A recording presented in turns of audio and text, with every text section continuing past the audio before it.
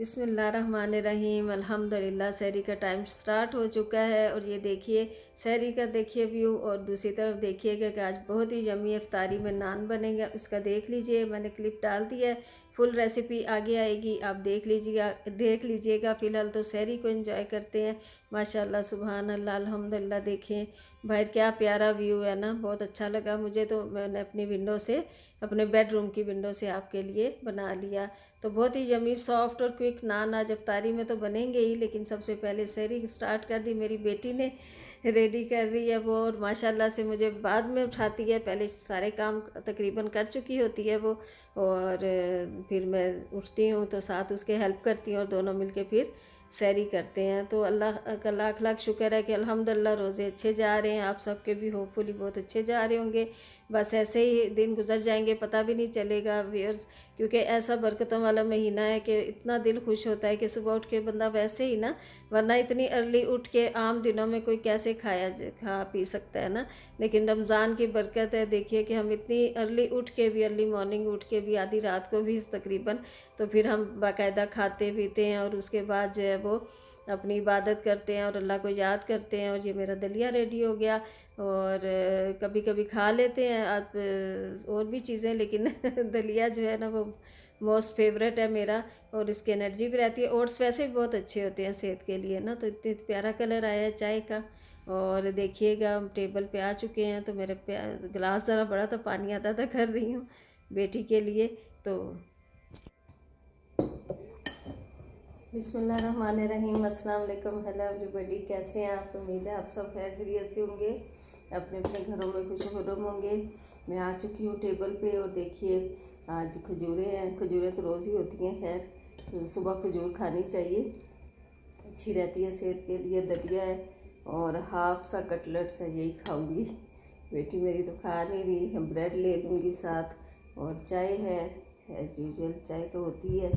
और चलिए फिर सहरी खाते हैं, और योगर्ट भी खाऊंगी, क्योंकि योगर्ट ज़रूर खाया कीजिए। उससे ये होता है कि आपका वो जो है ना इम्यून सिस्टम स्ट्रांग रहता है। दूसरा ये है कि प्यास नहीं लगती तो इसलिए योगर्ट ज़रूर खाना चाहिए। सबसे पहले बिस्मिल्लाहिर्रहमानिर्रहीम पानी पीते हैं, पानी ढेरों ढेर पीना चाहिए। और आपके रोज़े कैसे जा रहे हैं? उम्मीद है अच्छे जा रहे होंगे। इस वक्त टाइम ज़रा कम होता है तो इतनी गपशप आपसे हो नहीं पाती। तो चलते हैं, मिलते हैं फिर बाद में आपसे। अभी सहरी खा लेते हैं, टाइम ना हो जाए, ठीक है? अपना ख्याल रखिए। तो व्यूअर्स हम सहरी करते हैं, आप भी हमारे साथ कीजिए। और बहुत बाबरकत दिन हैं ये रमज़ान के, तो मुझे तो बहुत अच्छा लगता है, मेरी बेटी को, बच्चों को, सबको। और पता ही नहीं चलता कैसे गुजर जाता है। देखिए शुरू में सब कहते हैं अच्छा इतना लंबा रोज़ा है हमारा, माशाल्लाह यूके में काफ़ी लंबा रोज़ा होता है जी। देखिए व्यूअर्स आज मूड है हमारा नान खाने का, और वो भी स्टफ्ड नान, और तिल भी होंगे उसके ऊपर। तो बहुत यम्मी सा नान ओवन में बनाऊंगी, लेकिन इसको आप पैन में भी बना सकते हैं इजी तरीके से। और मैं ईस्ट नहीं डालूंगी इसमें, क्योंकि रमज़ान में ज़्यादा वो जो होता है ना खमीर वगैरह, वो नुकसान देता है, फिर हम कम अज़ कम हम तो नहीं बर्दाश्त कर सकते। तो इसलिए कोशिश करनी चाहिए कि ना ही डालें। हल्का सा ऑयल डाला है इसमें, उसको मैं पहले मसल रही हूँ ऑयल के साथ, ज़्यादा भी नहीं डालना, बिल्कुल लाइट सा इसमें जाएगा ऑयल। और किस चीज़ से इसे मैं गूंदूंगी, इसमें डालूंगी योगर्ट। योगर्ट भी खमीर का ऑलमोस्ट काम करता है, लेकिन हेल्दी खमीर है, ये नुकसान नहीं देगा। तो नीम गर्म पानी से इसे गूंद लूँगी। नमक डाल दिया मैंने, और ये देखिएगा 2 टेबल स्पून, 2 कप है ऑलमोस्ट मेरे पास, हाँ 2 कप ही है मैदा। और इसमें मैंने 2 कप ही योगर्ट के डाले हैं। और ये देखिए इसको अच्छी तरह से पहले मसलेंगे, और उसके बाद नीम गर्म पानी या दूध से गूंद लीजिए। मैं दूध से नहीं, मैं पानी से ही इसे गूंदूंगी।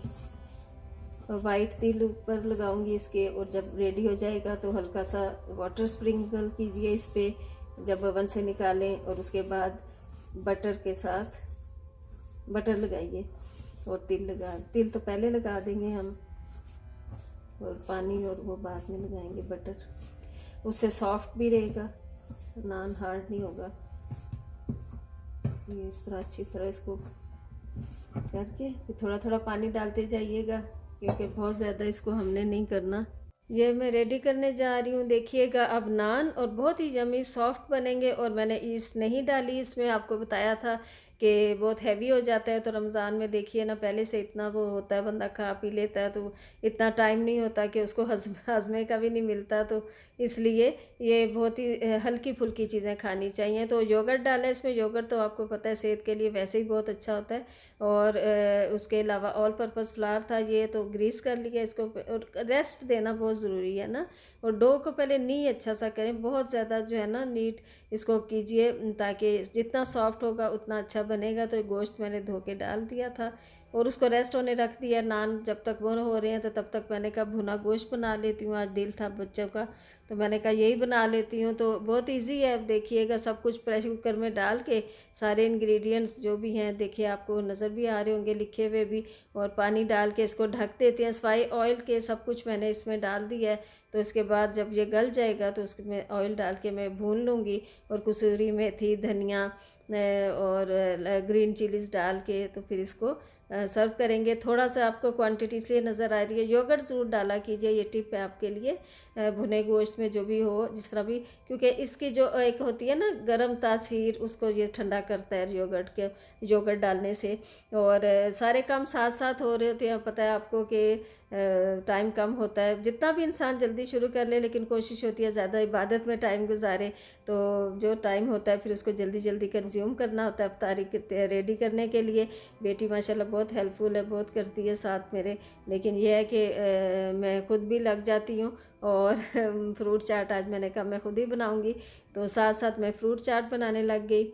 और मल्टीटास्किंग होना चाहिए, क्योंकि यहाँ आके पता चलता है रमज़ान में हमारा असल इम्तहान होता है ख़वातीन का, कि वो किस तरह तेज़ हाथ चलाती हैं और किस तरह टाइम को मैनेज करती हैं, और एट अ टाइम कितने काम वो मैनेज कर सकती हैं। तो ये एक हाउस वाइफ का, जो हाउस होल्ड वुमेन, उसका सही तरह से ये इम्तहान का टाइम होता है। तो यकीनन सभी माशाल्लाह से बहुत अपने अपने उस हिसाब से कर रही होती हैं। और फरमाइशें भी बहुत होती हैं ना घर वालों की, किसी ने क्या खाना होता है, किसी ने क्या खाना होता है। हम देखें कितनी कलरफुल सी लग रही है ना, और हमें पूरा करना होता है उन फरमाइशों को। अब आ गई मैं इसकी तरफ। ये देखिए मेन चीज़ जो होती है ना, जब अब तिल डालेंगे तो वो उतरे ना, वैसे भी बहुत अच्छा टेक्सचर देती है नान को। वो क्या है कि थोड़े से दूध में आप सिर्फ एग योक मिक्स कर लीजिए, एग वाइट नहीं, एग। ये देखिए इसको फेंट लीजिए और अच्छा सा मिक्सचर रेडी हो जाएगा। और उसको बाद तिल लगाइएगा। तो ये देखिएगा स्टफिंग जो है ना, इसका कार्ड आपको नज़र आ जाएगा, उसमें देख लीजिएगा। रेसिपी फुल रेसिपी मैं दे चुकी हूँ, तो मैंने कहा बार बार उसको अच्छा नहीं लगता रिपीट करना। तो आप देख लीजिएगा कि स्टफिंग में चिकन की बनाई है, जो कैसे बनाई है मैंने। और उसके बाद एक और काम आ गया जी, बहुत ही ज़रूरी चीज़ जो इफ्तारी के लिए होती है, वो है जी रिफ़्रेशिंग सा हेल्दी सा कोई ड्रिंक। तो रूह अफ़ज़ा बहुत ही पसंद किया जाता है, मुख्तलिफ़ तरीके से बना लेती हूँ। आज इसमें मैंने बहुत ही अच्छे चिया सीड्स यानी तुख्म मलंगा डाला है, जो कि हेल्थ के लिए भी बहुत पॉइंट ऑफ व्यू से भी बहुत अच्छा है, ज़रूर खाना चाहिए। और बहुत हेल्दी रिफ़्रेशिंग, और ढेर सारी उसमें बर्फ़ डालिए। और उसके बाद देखिए कितना अच्छी ये मेरी डो तैयार हो चुकी है माशाल्लाह, बहुत ही अच्छी, बिल्कुल सॉफ्ट। और इतनी ना ज़्यादा हार्ड इसको आपने रखना है, ना ज़्यादा सॉफ्ट रखना है। और बिल्कुल सिंपल सा मेरा तरीका है, ये देख लीजिए ना, मैंने कोई पेड़ा उसका बनाया ना कुछ, बस फैलाया थोड़ा सा, उसमें स्टफिंग डाली, उसको अच्छी तरह से आगे पीछे से बाइंड कर लिया, उसकी गिरा सी बना ली एक। और बहुत ही मेरा बहुत ही सादा तरीका होता है। आपको पता है पराठा बनाने का भी मेरा यही है कि बहुत सिंपल वे में मैं पराठा बनाती हूँ। स्टफ़ नान भी माशाल्लाह बिल्कुल भी स्टफिंग बाहर नहीं आई। और नान को आपने बिल्कुल सॉफ्ट हैंड से बेलना है व्यूअर्स। उसका ये फ़ायदा होगा ना कि राइस अच्छा करेगा। अगर आप बहुत ज़्यादा बेलन को वो करेंगे, चलाएंगे, तो उससे फिर राइस नहीं होगा ना। और कोई सा भी पैन ले लीजिए, ग्रीस कर लीजिए। इसी तरह आप तवे पे भी बना सकते हैं ना, इसको सेंक सकते हैं अच्छी तरीके से। तो मैंने इसको पहले उसमें मैंने अवन में बनाया, और पहले इसको मिडल में रखा, और उसके बाद कलर देने के लिए पहले मैंने फ़ैन पे रखा था इसको, इम्प्रेशन देने के लिए। देखें कुछ भी आप ले सकते हैं। ये देखें मेरे पास जो हैमर था उसके लिए होता है ना, स्टेक्स के लिए, तो वो मैंने यूज़ कर लिया। और पहले ये मिक्सचर लगाइए ताकि इस पे होल्ड हो जाएंगे ना, जो तिल आप डालेंगे वो गिरेंगे नहीं। उसके अलावा भी ये मिक्सचर बहुत अच्छा लगता है, नान को अच्छा सा कलर भी देता है, टेस्ट भी। और एक स्टफिंग है और विदाउट स्टफ़, ये यानी मैं बिल्कुल सिंपल नान बना रही हूँ, लेकिन इसका तरीका वही होगा। सॉफ्ट हैंड से इसे बेलना है आपने, और बहुत पतला नहीं रखना और बहुत मोटा भी नहीं रखना, मिडल में ही रहे ताकि ना। और बिल्कुल सॉफ्ट हैंड से हैंडल करना है नान को, वरना अगर हम हार्शली इसको करेंगे, हार्डली करेंगे तो फिर वो क्या होगा कि हमारा राइज़ नहीं होगा नान। तो अल्हम्दुलिल्लाह ये देखिए माशाल्लाह से पहले मैंने फ़ैन पे रखा था 10 मिनट्स के लिए और उसके बाद 5 मिनट्स के लिए ऊपर ग्रिल ऑन कर दी थी। और देखिए अल्हम्दुलिल्लाह माशाल्लाह कितना अच्छा हमारा कलर आया नान का और रेडी हो चुका है। थोड़ा सा स्प्रे इसलिए करते हैं वाटर का कि आप हाथ से भी कर सकते हैं वाटर से, कि सॉफ्ट रहे ना, एकदम अकड़े ना नान। और उसके बाद थोड़ा सा बटर लगा लीजिए, घी लगा लीजिए, जो भी आपको पसंद है ना, ऑयल लगा लीजिए, कुछ भी आपको पसंद है। और इस तरह करके फैला लीजिए उस पर। तो ये देखिए माशाल्लाह कितना खूबसूरत कलर आया है। इसकी थिकनेस भी देखिए कितनी अच्छी है, बिल्कुल परफेक्ट है। और इसकी स्टफिंग भी निकल के बाहर नहीं आई है। तो यही मकसद। ये देखिए दूसरी तरफ भुना गोश्त भी। और अल्हम्दुलिल्लाह इफ्तारी इज़ रेडी। और थैंक्स फॉर वाचिंग। और अब आप मेरी इफ्तारी को देखते हैं, मेरी सहरी को देखते हैं। ये देखिएगा कि कट करके मैं थैंक्स आपका कर रही थी कि सहरी इफ्तारी की वीडियोस देखते हैं, उसको पसंद करते हैं। ये देखिए अंदर माशाल्लाह बहुत ही खूबसूरत